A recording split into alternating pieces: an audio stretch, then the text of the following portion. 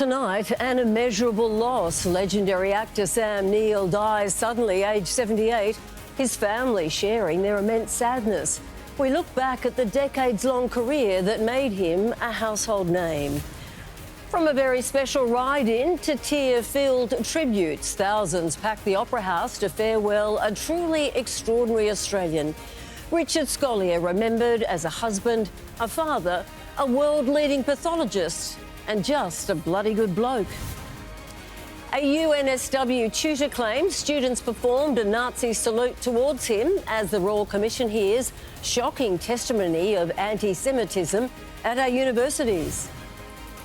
Tragedy in Thailand, dozens dead as fire rips through a popular bar in Bangkok. How victims desperately tried to escape.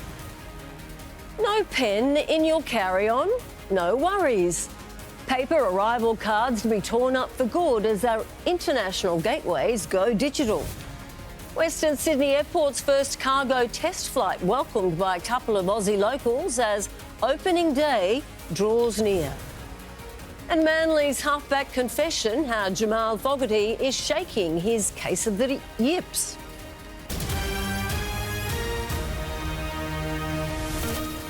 This is 10 News Sydney with Sandra Sully.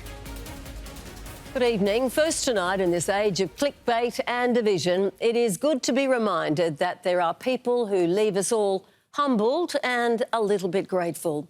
Professor Richard Scolyer was such a man. The melanoma scientist, brain cancer treatment guinea pig and former Australian of the Year was farewelled today at a state memorial service at the Sydney Opera House. Some came as protocol demands in official limousines. Richard Scolyer's Tour de Cure team, of course, came by bike, his own, strapped to the roof of the lead car. While tens of thousands watched live streams at home, the Opera House was packed to hear songs sung. Everybody tries to freeze time when they're called. And stories told of the many faces of a favourite Australian. He was simply a bloody good bloke and my best friend.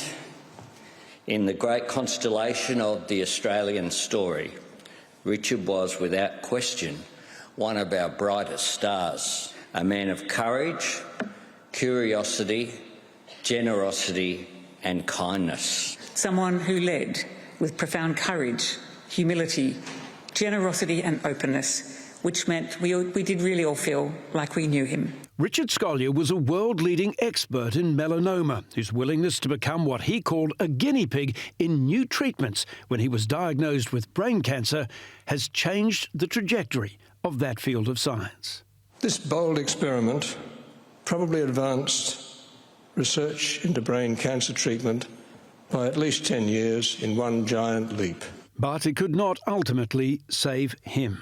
His parting message was to urge Australians to have a crack and enjoy life. And as kids say, he didn't just talk the talk. When I was 5, Dad entered me into my first triathlon. Despite me still having training wheels on my bike. Despite coming dead last, Dad was so proud of me that day, and I know I couldn't have done it without him. Our dad was the best dad we could have ever asked for, and he continues to inspire us every day. We're so lucky to call him our dad.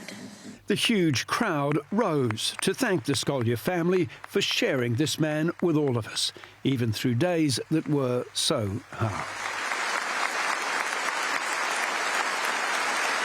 Richard Scolyer died at just 59. His name will live on through the Richard Scolyer Chair at Sydney's RPA Hospital. I feel so lucky to have had 24 amazing years with Rich and beyond grateful to have Lucy, Matthew and Emily, who will carry so much of Richard with them throughout their lives. We love you, Rich. Hugh Remington, 10 News. Australian universities have come under fire for their response to threatening behaviour targeting Jewish staff and students. An anti-Semitism Royal Commission has heard evidence of Nazi salutes during lectures and general abuse on multiple campuses. The universities will get their chance to defend their response later this week.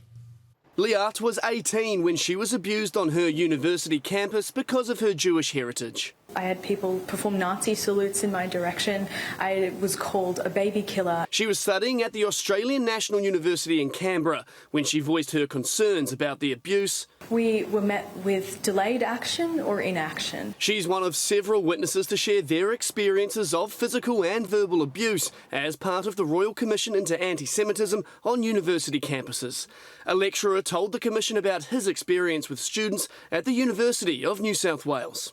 And did a Hail Hitler Nazi salute at me in the class. So I felt extremely threatened by the incident. So when someone does a Nazi salute at me, it feels like they want to kill me. When he reported the incident to his supervisors, I thought that the response was quite offensive and lacklustre, but that the only consequence for the students would be a verbal warning. Dr. Andy Smith left her job at Sydney University in 2024 after she noticed a spike in anti-Semitic messaging. There were posters everywhere. It wasn't just one poster. They were on every wall, every window, every lamppost. We argued that the atmosphere on campus was not psychologically safe for Jewish staff and students. Yasmin Johnson is responsible for organising multiple pro-Palestinian protests and encampments across universities and denies witnessing any anti-Semitic behaviour at the sites. I didn't witness that. I was at Sydney University and I didn't witness an instance of anti-Semitism.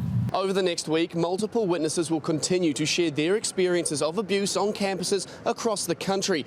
Those universities accused of negligence will be given a chance to defend their actions. Jack Perry, 10 News.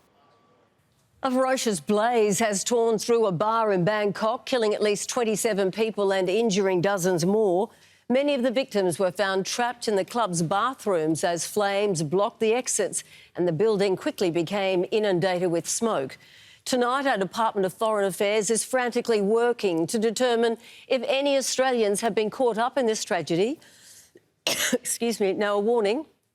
Some viewers may find video in this story quite distressing. A burst of flames explodes into the night sky as patrons run for their lives. The bustling streets of Bangkok a hellscape. 2 people emerge from the bar on fire as others race to help them. Scenes of chaos on every corner. Inside, patrons are blinded by the smoke as they make a desperate dash for the exit. There was a fire at the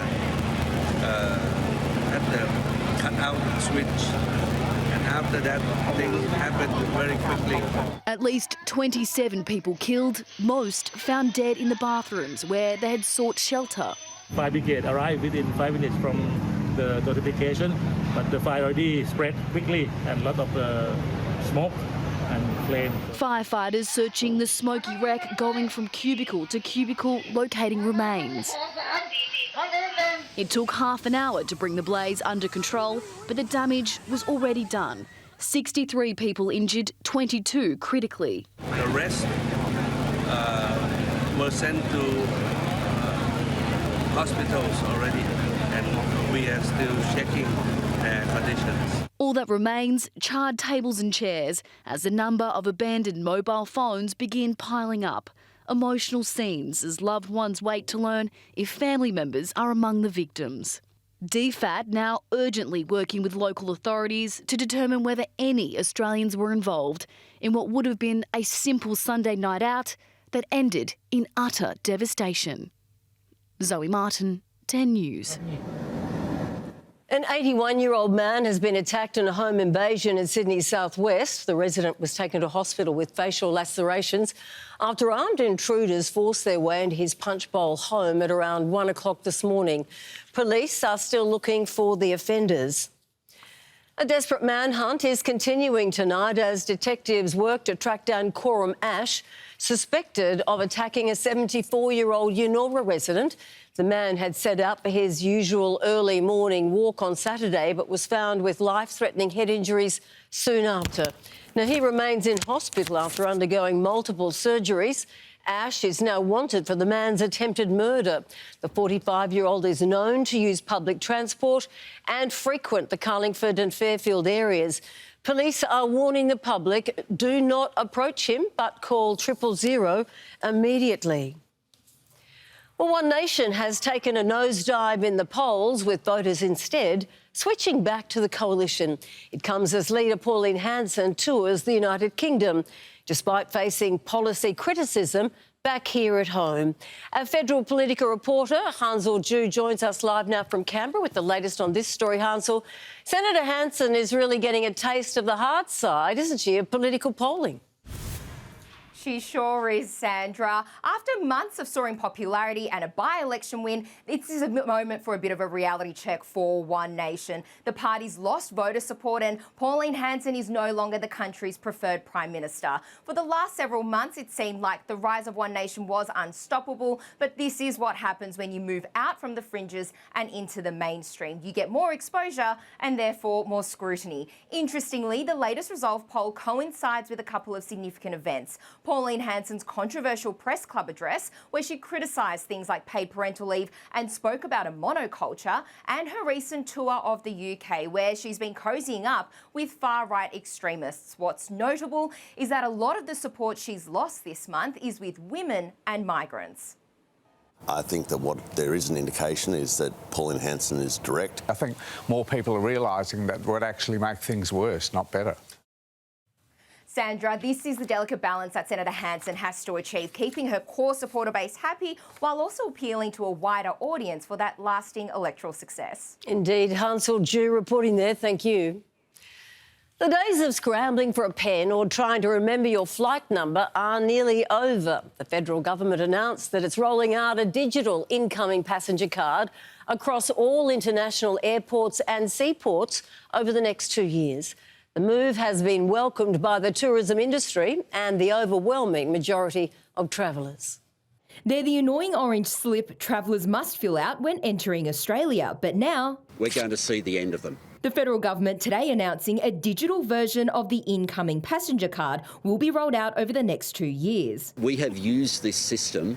It started before decimal currency. The news welcomed by industry. It will be easier, it will be safer, it will be more secure. Hopefully for posterity it may end up in a museum at some point. And travellers. One less thing I have to worry about. Just frustrating doing it in hand. Sometimes often don't have a pen on me. It's an easier way to travel. The Australia Travel Declaration allows travellers to fill out their information up to 3 days in advance of arriving in the country, generating a unique QR code. It'll be introduced at all international airports and seaports by the end of 2027. It works. And it's been working, first for people coming on Qantas flights from New Zealand. They will strengthen Australia's biosecurity system, but not compromise it. The government will spend over $56 million to modernise the system over the next 4 years, with international traveller numbers expected to grow to almost 11 million people by 2030. For those who don't own a phone or simply prefer the old school method, for the elderly people, it's hard. There'll always be the person who doesn't own a phone where they've got to get assistance when they arrive. The change comes in time for some major international sporting events in Australia, the Men's and Women's Rugby World Cups, and of course the big one, the Brisbane Olympics in 2032. We don't want them standing in queues.